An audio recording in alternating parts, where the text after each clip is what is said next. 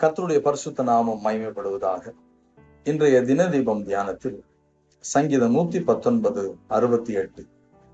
தேவரீர் நல்லவரும் நன்மை செய்கிறவருமாயிருக்கிறீர், உமது பிரமாணங்களை எனக்கு போதியும். இதை கேட்கிற என் அன்பு தேவனுடைய பிள்ளைகளே, நாம் கர்த்தர் நல்லவர் என்பதை தொடர்ந்து தியானிக்கிறோம். இந்த நாளில் இந்த வேத பகுதி நமக்கு உணர்த்துகிறது, அவர் நன்மையை செய்கிற நல்ல தேவன். அல்லேலூயா. நன்மை என்று எப்பொழுதெல்லாம் வேதம் நமக்கு சொல்லுகிறதோ அதை இரண்டாக நாம் புரிந்து கொள்ள வேண்டும். ஒன்று ஞான நன்மை, மற்றொன்று சரீர நன்மை. இந்த ஞான நன்மை அதுதான் அடிப்படையானது. உமது பிரமாணங்களை எனக்கு போதியும்.